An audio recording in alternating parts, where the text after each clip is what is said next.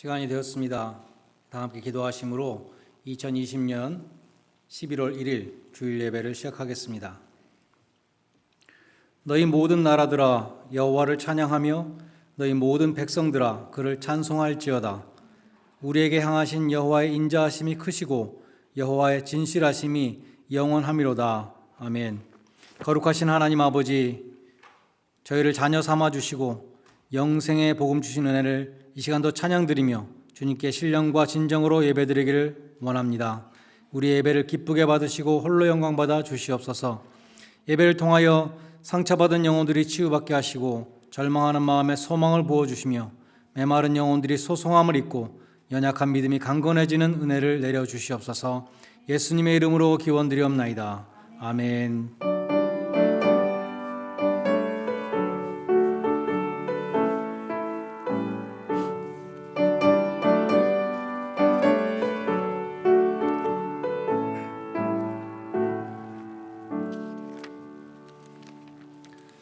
다 함께 일어나셔서 22장 찬송을 함께 부르시겠습니다.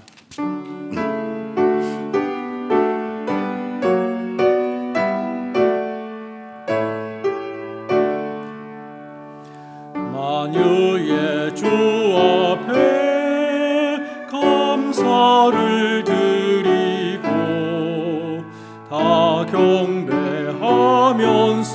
찬송을 부르세. 내 맘 열어 한 소리로 기뻐 주를 찬양하라. 영원한 그 나라 주 다스리시니 생명의 열쇠는 주님의 것이라. 내 맘 열어 한 소리로 기뻐 주를 찬양하라. 죄짐을 벗은 후 주 앞에 가리니 마음에 영원한 기쁨이 넘친다. 내 맘 열어 한 소리로 기뻐 주를 찬양하라. 참 소망 가지고 그날을 기리며 주 다시 오실 때 기쁘게 맞으리. 내 맘 열어 한 소리로 기뻐 주를 찬양하라.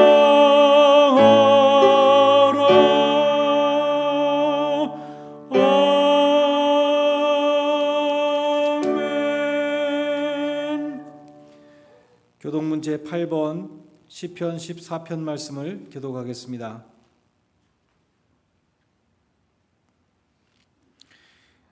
어리석은 자는 그의 마음에 이르기를 하나님이 없다 하는도다. 그들은 부패하고 그 행실이 가증하니 선을 행하는 자가 없도다. 여호와께서 하늘에서 인생을 굽어 살피사 지각이 있어 하나님을 찾는 자가 있는가 보려 하신즉 다 치우쳐 함께 더러운 자가 되고 선을 행하는 자가 없으니 하나도 없도다. 죄악을 행하는 자는 다 무지하나 그들이 떡 먹듯이 내 백성을 먹으면서 여호와를 부르지 아니하는도다. 그러나 거기서 그들은 두려워하고 두려워하였으니 하나님이 의인의 세대에 계심이로다. 너희가 가난한 자의 계획을 부끄럽게 하나 오직 여호와는 그의 피난처가 되시도다. 이스라엘의 구원이 시온에서 나오기를 원하도다. 여호와께서 그의 백성을 포로된 곳에서 돌이키실 때에 야곱이 즐거워하고 이스라엘이 기뻐하리로다. 아멘. 사도신경으로 신앙 고백 드리겠습니다.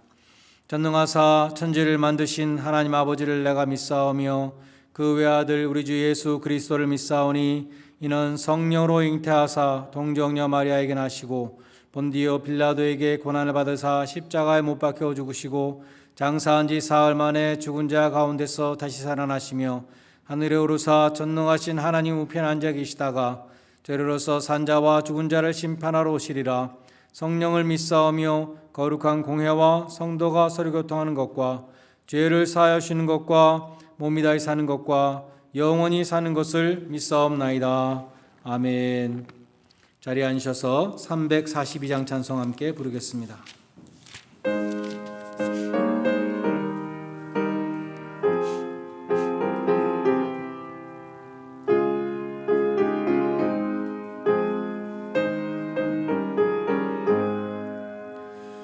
너 시험을 당해 죄 짓지 말고 너 용기를 다해 곧 물리쳐라. 너 시험을 이겨 새 힘을 얻고 주 예수를 믿어 늘 승리하라. 우리 구주의 힘과 그의 위로를 빌라. 주님 내 편에 서서 항상 도우시리. 내 친구를 삼가 잘 선택하고 너 언행을 삼가 늘 조심하라. 너 열심을 다해 늘 충성하고 온 정성을 다해 주 봉사하라. 우리 구주의 힘과 그의 위로를 빌라. 주님 내 편에 서서 항상 도우시리. 잘 이기는 자는 상 주시리니 너 낙심치 말고 늘 전진하라. 내 구세주 예수 힘 주시리니 주 예수를 믿어 늘 승리하라. 우리 구주의 힘과 그의 위로를 빌라. 주님 내 편에 서서 항상 도우시리. 김병진 집사님의 인도로 함께 기도하시겠습니다.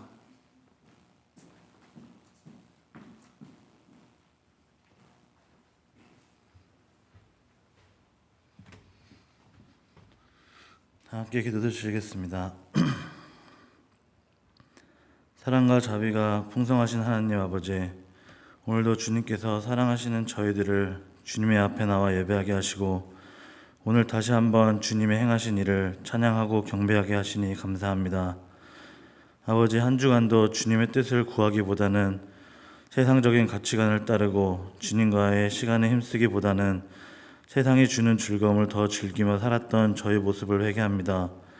용서하여 주시고 저희가 아버지와 더 친밀한 교제를 나눌 수 있도록 저희의 마음을 만져주시고 인도하여 주시옵소서. 이번 주에 미국 대통령 선거가 있습니다.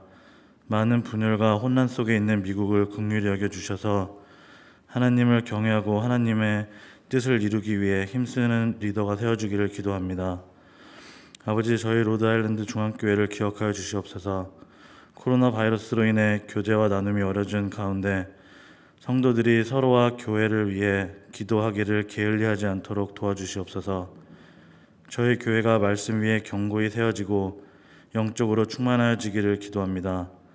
거룩하신 하나님 아버지, 저희들이 한마음으로 드리는 예배를 기뻐 받아주시고 예배 드리는 우리의 마음을 감사와 은혜로 채워주옵소서. 이어지는 모든 예배 시간 가운데 아버지께서 온전한 주인 되어주시고 살아계신 예수님 이름으로 기도드렸습니다. 아멘.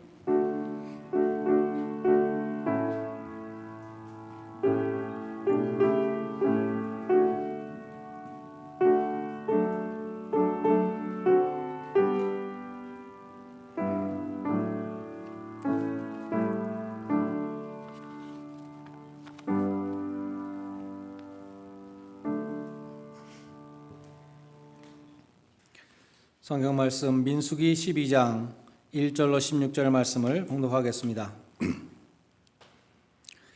민수기 12장 1절로 마지막 절까지 제가 봉독하겠습니다.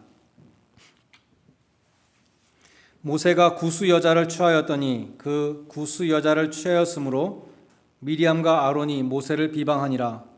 그들이 이르되 여호와께서 모세와만 말씀하셨느냐 우리와도 말씀하지 아니하셨느냐 하매 여호와께서 이 말을 들으셨더라.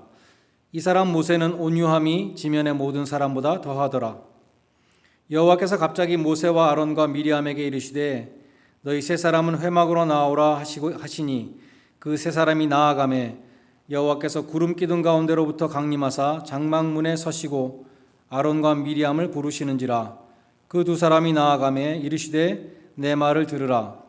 너희 중에 선지자가 있으면 나 여호와가 환상으로 나를 그에게 알리기도 하고 꿈으로 그와 말하기도 하거니와 내 종 모세와는 그렇지 아니하니 그는 내 온 집에 충성함이라.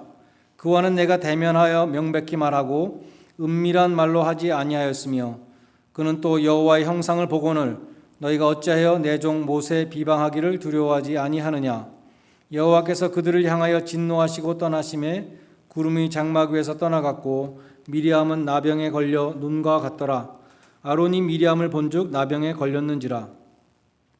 아론이 이에 모세에게 이르되 슬프도다 내 주여 우리가 어리석은 일을 하여 죄를 지었으나 청하건대 그 벌을 우리에게 돌리지 마소서. 그가 살이 반이나 썩어 모태로부터 죽어서 나온 자 같이 되지 않게 하소서. 모세가 여호와께 부르짖어 이르되 하나님이여 원하건대 그를 고쳐주옵소서. 여호와께서 모세에게 이르시되 그의 아버지가 그의 얼굴에 침을 뱉었을지라도 그가 이레 동안 부끄러워하지 않겠느냐. 그런즉 그를 진영 밖에 이레 동안 가두고 그 후에 들어오게 할지니라 하시니 이에 미리암이 진영 밖에 이레 동안 갇혀 있었고 백성은 그를 다시 들어오게 하기까지 행진하지 아니하다가 그 후에 백성이 하세롯을 떠나 바란 광야에 진을 치니라. 아멘. 지난 주일에 우리가 상고했던 11장에서는 1절에 원망이라는 단어로 시작되었습니다. 오늘 봉독한 이 12장은 1절에 무슨 말씀이 있죠? 비방이라는 단어가 있습니다. 그래서 이스라엘 공동체에도 계속해서 이 말에 문제가 있었구나 하는 것을 알 수 있죠. 야고보서 3장에 보면 이 혀에 대해서 말씀하는데 혀는 작은 지체지만 온 몸을 더럽히고 생의 수레바퀴를 불살라버릴 수 있는 힘이 있다고 말합니다. 안 좋은 힘이겠죠. 좋은 힘도 있습니다. 우리가 하나님을 찬양하고 말씀을 증거하고 전도하는 데 사용될 수도 있지만 하나님을 원망하고 이웃을 비방하는 일에도 사용될 수 있습니다. 그래서 입에 재갈을 물리라고 말씀하는 것입니다. 한국에 전에 유명한 스님이 10년 동안 말을 안 하는 무건 수행을 했다. 그런 기사를 읽은 적이 있습니다. 기독교에도 침묵 수행을 하는 수도원이 있었다고 합니다. 한 젊은이가 그 수도원에 들어갔는데 그 수도원에 규율이 있어요. 뭐냐 하면 1년에 딱 한 번 자기 생일날만 말할 수 있다. 근데 그것도 수도원장 앞에서 딱 2단어만 말할 수 있다. 그런 규율이 있었대요. 그러니까 1년 동안 생각하는 거죠. 내가 2단어 뭘 말할 것인가. 드디어 이 젊은 수도사의 생일이 되었습니다. 앤드류라는 수도사였는데 사무실에 가서 지정석에 앉았습니다. 수도원장이 묻습니다. 앤드류, 우리 수도원에 들어온 지 1년이 다 돼가는데 오늘 자네의 생일이니 2단어를 말할 수 있는데 할 말이 있는가?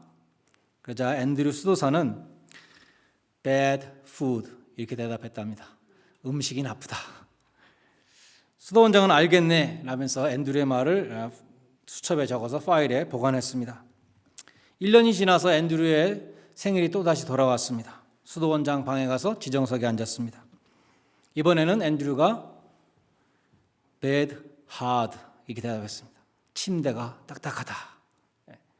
수도원장 다시 수첩에 그 말을 적어서 파일에 보관했습니다. 세 번째 생일을 맞아서 수도원장 방에 갔을 때는 앤드류는 자리에 앉지도 않고 그냥 말했습니다. Work boring. 일이 재미없다. 그러자 수도원장은 자네는 이제 끝이다. 이 수도원을 떠나가 주게. 나가라. 이렇게 말했습니다. 앤드류는 금원의 서약을 깨고 물었습니다. 왜 내가 나가야 됩니까? 무엇을 잘못했습니까? 그러자 수도원장이 대답했습니다. 그 이유를 모르겠나? 정말 모르는가? 자네는 3년 동안 불평만 했다. 그것입니다. 3년 동안 불평밖에 한 것이 없네. 여러분은 주님의 심판대 앞에 섰을 때 만약에 하나님이 여러분에게 여러분의 인생을 딱 두 글자로 말해보라 그러면 뭐라고 말하시겠습니까?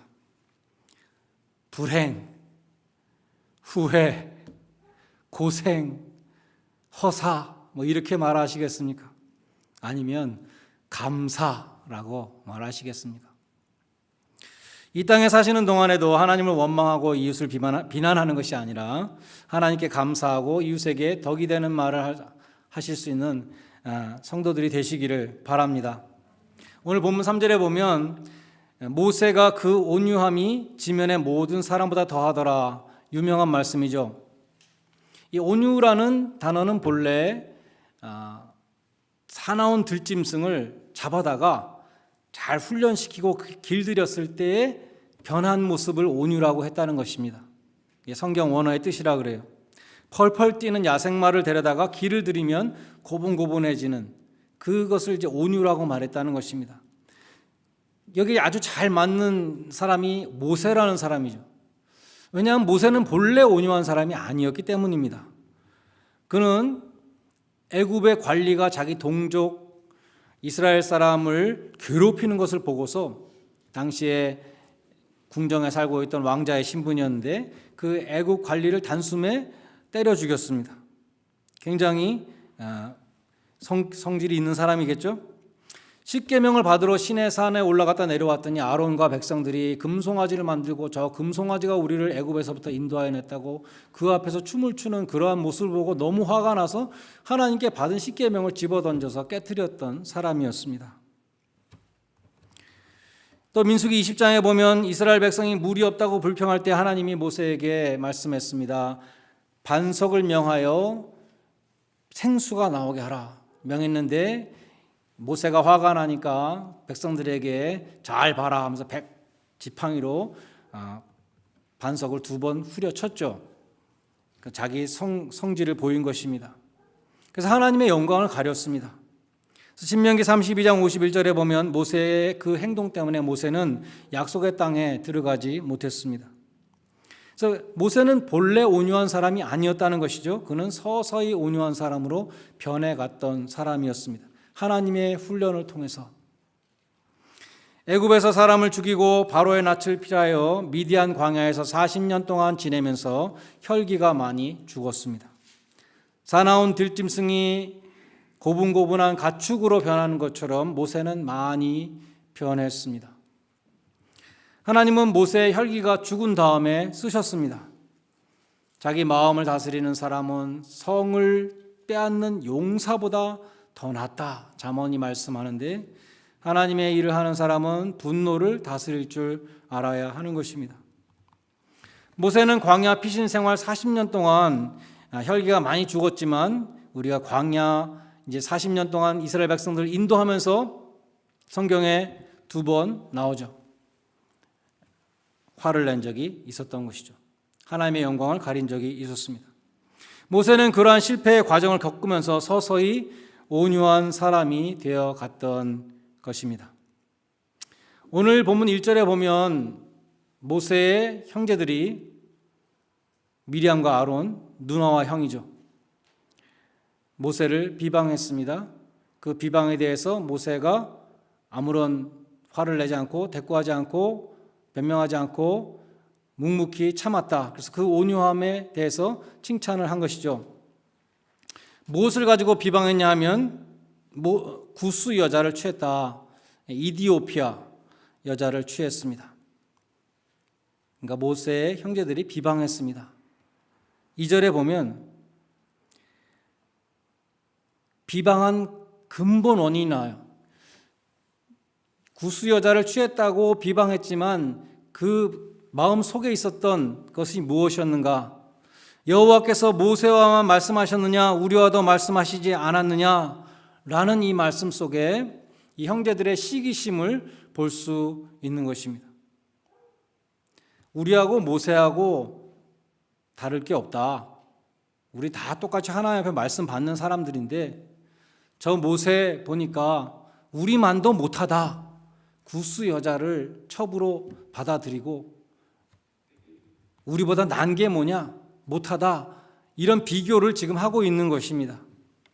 모세의 여자 문제는 일종의 명분이었습니다. 미리암과 아론이 모세를 비방한 근본 그 마음에는 시기심이 있었습니다.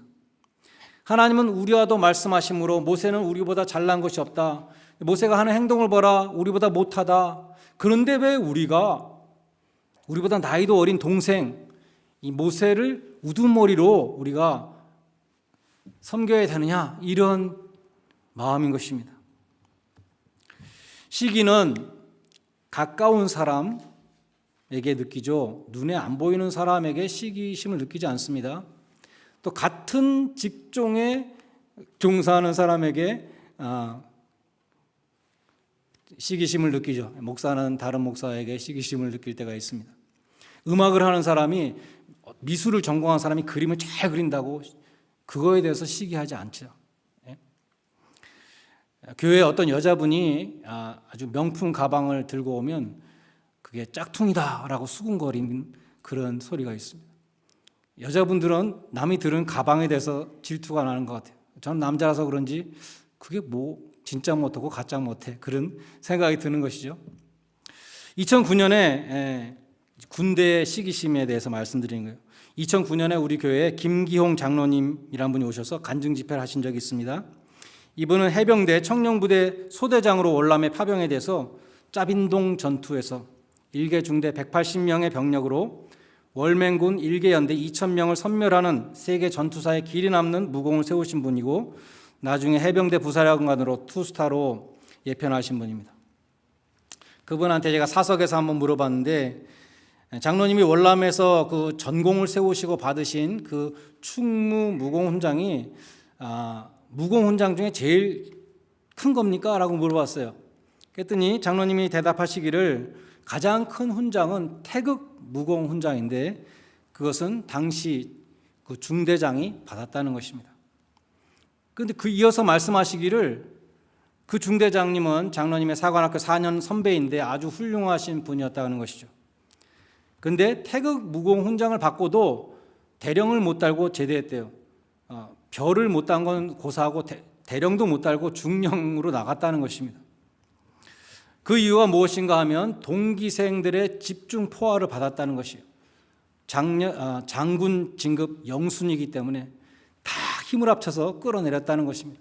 짜빈동 전투에서 중대장이라는 사람이 통신병 뒤에 숨어 있었다. 뭐 이런 헛소문을 내고 부정 축제를 했다. 뭐 노름을 한다. 온갖 모함을 다 동원해서 몰아냈다는 것입니다. 오스카 와일드가 쓴 시기의 악막성이라는 글도 그것을 보여줍니다. 성자가 되기 위해서 리비아 사막을 걷는 수도사가 있었습니다. 마귀의 졸개들이 이 수도사를 시험했습니다. 먼저 아름다운 여인으로 유혹했습니다. 이 수도사는 거들떠보지도 않았습니다. 금덩이를 보여주었지만 흔들리지 않았습니다. 두려움을 줬지만 굴하지 않았습니다. 갖가지 방법을 다 썼지만 이 수도사는 당당히 구도의 길을 걸어갔습니다. 실패한 졸개들이 좌절하고 있을 때 왕마귀가 나타났습니다. 왕마귀가 말하기를 한심한 놈들 내가 하는 것을 봐라 하고 나섰습니다. 노련한 왕마귀는 수도사의 귀에 딱 한 문장을 얘기했습니다. 그러자 수도사는 얼굴빛이 변하면서 그 자리에 주저앉아 버렸습니다. 수도사의 길을 포기했습니다. 궁금한 졸개들이 와서 물었습니다. 도대체 뭐라고 하셨기에 저 수도사가 성자가 되는 길을 포기했습니까? 왕마귀가 대답했습니다. 별거 아니고 네 동생이 알렉산드리아 대주교가 되었다라고 말해줬지. 자기 형제가 그렇게 큰 자리에 올랐다는 것을 듣고 시기심이 나서 주저앉았다는 것이죠. 가까운 사람, 눈에 보이는 사람, 나하고 같은 길을 가고 있는 사람에게 시기심을 느끼는 것입니다. 모세의 형제 미리암과 아론은 형제들이었고 같은 리더들이었어요. 같은 리더들. 그래서 시기심이 생긴 것입니다. 출애굽기 15장 20절에 보면 미리암은 선지자라 그랬습니다. 그러니까 하나님이 우리한테도 말씀하시지 않느냐라는 말이 맞는 말이에요. 하나님은 미리암에게도 말씀하셨습니다. 뿐만 아니라 미리암은 여장부였습니다. 출애굽한 다음에 손에 소고를 치고 소고를 들고 춤을 추면서 그 축제를 인도했어요. 아론은 어떻습니까? 아론은 이스라엘에 한 명밖에 없는 대제사장이었습니다. 온 이스라엘 회중을 대표해서 하나님 앞에 나아가 제사를 드리는 사람이었습니다. 아론은 모세의 형이었고 모세보다 말도 잘했습니다. 모세가 입이 나는 뻣뻣해서 말을 못해서 출애굽의 리더가 될 수 없습니다. 이렇게 사양했을 때 하나님이 그랬죠. 네 형 아론이 말을 잘하지 않냐? 네 형 아론을 대변인으로 세워라. 그렇게 말씀했던 것이죠. 그래서 미리암과 아론은 모세가 뭐 그리 대단하냐? 그도 별 수 없다. 우리보다 잘난 것이 뭐냐? 이렇게 비방한 것입니다. 성경에는 그런 비방에 대해서 모세가 뭐라고 대꾸했다는 기록이 없습니다. 대신 이 사람 모세는 온유함이 지면의 모든 사람보다 더하더라. 전에 개역 한글 성경에는 승하더라. 이렇게 기록되어 있습니다. 비방을 묵묵히 받았다는 것이죠. 그런데 그 비방을 오늘 성경에 보면 하나님이 들으시고 하나님이 그들을 책망하시고 징계하셨다라고 기록되어 있습니다. 우리와 다를 것이 무엇이냐 하는 말에 대해서 모세는 너희와 근본적으로 다르다 이렇게 말씀하셨습니다. 그와는 내가 대면하여 명백히 말하고 은밀한 말로 아니하며 또 그는 여호와의 형상을 본다 라고 말씀하셨고 모세는 충성된 종이다. 그런데 너희가 어찌하여 내 종 모세를 비방하는 것을 두려워하지 않느냐라고 말씀하셨습니다. 하나님은 미리암에게 아론에게 진노하셨고 미리암에게 문둥병을 내리셨습니다. 로마서 12장 19절에 보면 원수를 친히 갚지 말고 하나님의 진노하심에 맡기라라고 말씀합니다. 하나님께 맡기는 사람은 분노를 조절할 수 있습니다. 감정을 통제하고 온유한 자가 될 수 있습니다. 하나님이 신임하시는 종 모세를 비방한 미리암을 하나님이 직접 벌하셨습니다. 우리에게는 다른 사람을 심판하고 정죄할 자격이 없습니다. 그것이 성경이 말씀하는 거예요. 우리 자신이 심판받고 정죄받아야 될 사람들이기 때문에 우리에게는 다른 사람을 정죄하고 심판할 권한이 없다는 것입니다. 가늠한 여인을 돌로 쳐 죽이겠다고 무리들이 예수님 앞에 몰려들어왔죠. 그때 예수님이 너희 중에 죄 없는 자가 먼저 쳐라. 죄 없는 자가 먼저 돌을 던지라 그랬을 때 사람들이 전부 깨달았다는 것이죠. 자기가 죄인인 것을 깨닫고 나한테 죄가 있다는 것을 깨닫고 나는 이 돌을 던질 권리가 없다는 것을 깨닫고 젊은이로부터 노인에 이르기까지 다 정죄의 돌을 내려놓고 사라졌다는 것입니다. 사도 바울은 자신을 죄인의 괴수라고 불렀습니다. 우리도 마찬가지로 내가 죄인이요 무익한 종이라는 것을 깨달은다면 더 이상 다른 사람과 비교하며 시기하지 않을 것입니다. 두 단계를 거치는 것입니다. 이 시기라는 것은 첫째는 내가 저 사람보다 잘났다. 그것이 첫 단계예요. 마음속의 교만입니다. 두 번째는 불평입니다. 내가 더 잘났는데 왜 나는 저 사람보다 못한 환경에 있는가? 이것이 두 번째죠. 첫 번째는 내가 잘났다는 교만, 두 번째는 근데 내 환경으로 이거밖에 안 되냐는 불평. 항상 이 두 단계를 거치는 것입니다. 내가 죄인이며 내가 무익한 종이라는 것을 깨달을 때 우리는 다른 사람보다 잘났다고 생각하지 않게 되고 내 환경에 대해서도 불평하지 않게 된다는 것입니다. 내가 처해 있는 이 상황은 하나님이 주신 것입니다. 모든 것을 합력하여 선을 이루시는 하나님이 주신 것입니다. 나에게 선을 이루시기 위해서 하나님이 주신 것입니다. 나의 성화를 위해서 맞춤형으로 주신 것입니다. 다른 사람의 상황이 참 좋아 보이는데 그 상황은 나의 성화에 도움이 되지 않습니다. 그래서 하나님이 나에게 딱 주신 것을 우리는 감사함으로 받아야 되는 것이죠. 하나님이 주신 환경에 만족하고 감사함으로 우리는 시기심에서 비롯되는 이 불평을 치유할 수 있는 것입니다. 주님은 산상수훈에서 온유한 자가 복이 있다 이렇게 말씀하셨죠. 그리고 나는 마음이 온유하고 겸손하니 나한테 와서 배우라고 말씀하셨고 예수님의 그 모든 삶을 통해서 온유와 겸손을 보여주셨습니다.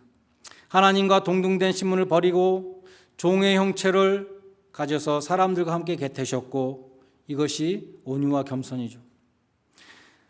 자기를 낮추시고 죽기까지 아버지 뜻에 복종하사 십자가의 죽으심으로 진정한 겸손과 온유를 보여주셨습니다. 십자가에 죽으시는 순간에도 자신을 모독하고 우롱하고 비웃는 무리들을 위해서 기도하셨습니다. 저희를 용서하여 주옵소서. 자기들이 하는 행동이 무슨 행동인지 모르고 하는 것입니다. 네가 하나님의 아들이라면 십자가에서 내려와 봐라. 조롱하는 무리들을 위해서 기도하시는 주님의 모습을 볼 때 우리는 참된 온유를 깨닫게 되는 것입니다. 지난 주간에 삼성의 이건희 회장이 별세했다는 뉴스가 있었는데 신문에서 이런 기사를 읽었습니다. 이병철 회장의 아들 이건희 회장에게 두 가지 유훈을 줬는데 첫째는 경청이었다고 합니다. 상대방의 말을 잘 들어라. 그래서 경청이라고 한자로 휘호를 써가지고 줬다 그래요. 그래서 그것을 당연히 붙여놨겠죠. 두 번째는 목계였다고 합니다. 나무 목자의 닭계자, 나무닭이라는 뜻입니다. 아무리 싸움닭이 사납게 덤벼들지라도 흔들리지 않는 나무닭의 초연함과 의연함은 리더의 권위를 만들어낸다는 조언을 자주 했다고 합니다. 그래서 이 이건희 회장이 나무닭 조각을 나무로 만든 그 닭 조각을 진짜로 응접실에 놓고 늘 나무닭이 되어야 되겠다 이렇게 생각했다는 거예요. 모세가 이 형제들의 비방을 묵묵히 듣고 아무 말도 안 한 것에만 그쳤다면 그 나무닭과 다를 것이 없었을 것입니다. 그러나 모세는 오늘 13절에 보면 미리암을 위해서 기도했습니다. 하나님이여 원컨대 그를 고쳐주옵소서, 천벌을 받게 해주옵소서라고 기도한 것이 아니라 고쳐달라고 기도했습니다. 자기를 비방하는 자를 위해서 기도하는 것이 온유한 자의 모습이라는 것입니다. 마지막으로 온유는 성령의 열매입니다. 성령의 역사하심으로만이 우리는 온유한 자가 될 수 있어요. 내 노력으로 안 된다는 것입니다. 왜냐하면 이 온유라는 성품은 우리의 죄성 가운데 있지 않기 때문이죠.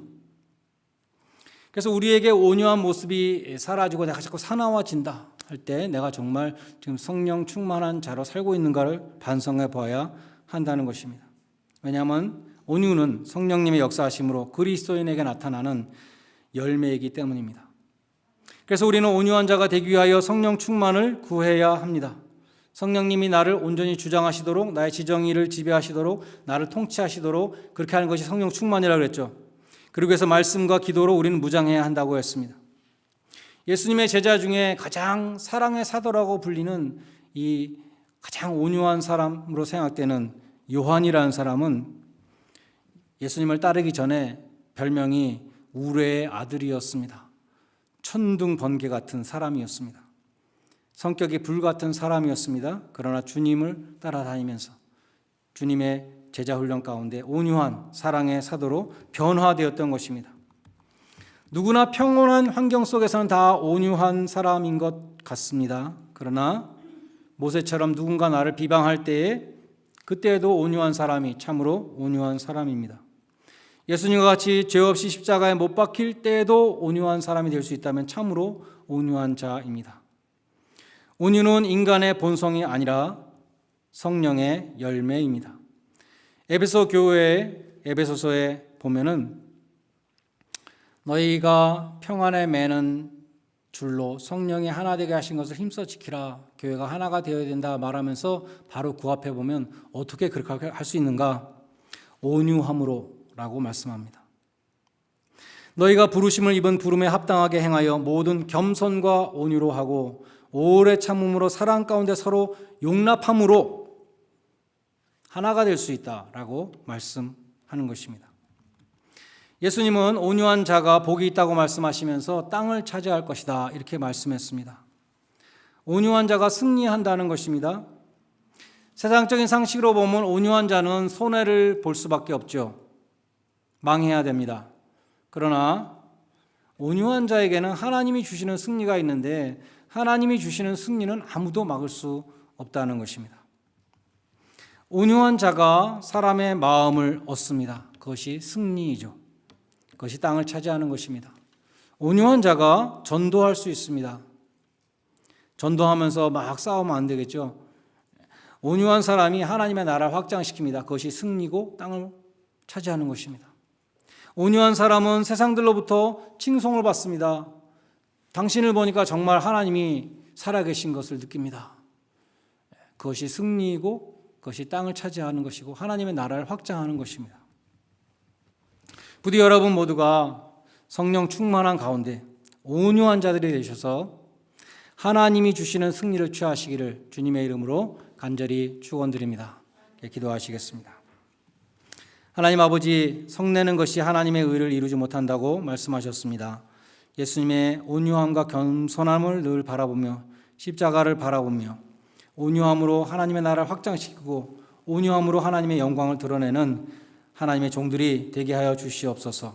성령 충만함으로 온유의 열매를 맺게 해주시고 온유함으로 승리하는 자들 되게 하여 주시옵소서. 예수님의 이름으로 기도드리옵나이다. 아멘. 찬송가 218장 부르시면서 헌금하는 순서를 갖겠습니다.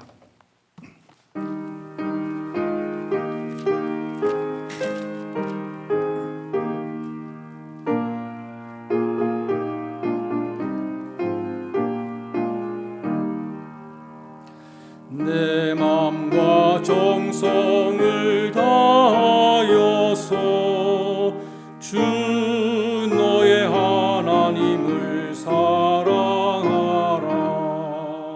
내 몸을 아끼고 사랑하듯 형제와 이웃을 사랑하라. 주께서 우리에게 명하시니 그 명령 따라서 살아가리. 널 미워 해치는 원수라도 언제나 너그럽게 사랑하라. 널 비박하는 자 위에서도 신실한 마음으로 복을 빌라. 주께서 우리에게 명하시니 그 명령 따라서 살아가리. 나 항상 주님을 멀리하고 형제를 사랑하지 못하였다. 이러한 죄인을 사랑하사 주께서 몸버려 죽으셨다. 속죄의 큰 사랑 받으니모 내 생명 다 바쳐 충성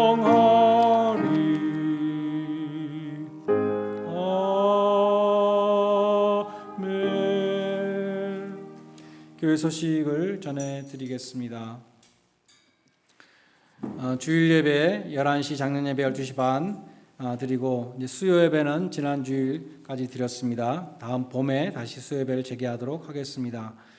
금요 예배 저녁 7시 45분에 드리는데 우리 청년들이 금요일도 많이 나오고 주일날도 많이 나와요. 참 감사한 일입니다. 주일학교 당분간 또 온라인 예배로 드리고 한글학교도 당분간 휴강합니다. 오늘부터 3주 동안 21일 동안 다니엘 기도회가 진행됩니다. 영적으로 침체되기 쉬운 그러한 기간인데 여기 참 좋은 강사님들이 많이 나오세요. 그래서 우리가 믿음으로 무장할 수 있는 기회가 되시기를 바랍니다. 한국 시간으로 지금 몇 시간 전에 끝났어요. 한국 시간으로 지금 약 한 2시간 전에 이제 끝났는데 제가 보니까 이미 인터넷에 올라와 있습니다. 그래서 오늘 보니까 2시간 9분이더라고요. 2시간 9분. 7시경에 여러분에게 올려드릴게요. 링크를 우리 카톡방에 올려드리겠습니다. 여러분들이 한 7시부터 9시까지 혹은 8시부터 10시까지 여러분들이 그 링크를 여시고 함께 기도하는 시간, 또 찬양하는 시간, 또 말씀 듣는 시간 매일 가지시기를 바라겠습니다. 어려운 상황 속에서 헌금을 교회를 사랑하는 마음으로 헌금 보내주시는 모든 분들께 감사드리고 널싱홈에 계신 권사님 또 교우님들의 건강을 위해서 기도 부탁드립니다. 11월 22일 오늘이 11월이죠. 벌써 11월 22일은 추수감사주일로 지킵니다. 이번 감사절 헌금은 경제적으로 어려운 교우님들에게 보내드리도록 하겠습니다. 다 일어나셔서 마지막 1장 찬송을 함께 부르겠습니다.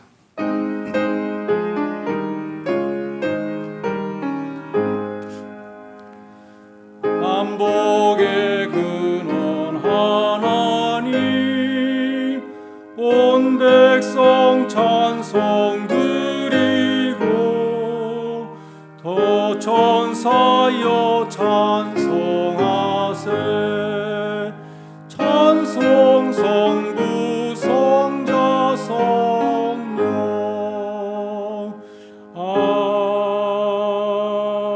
아멘.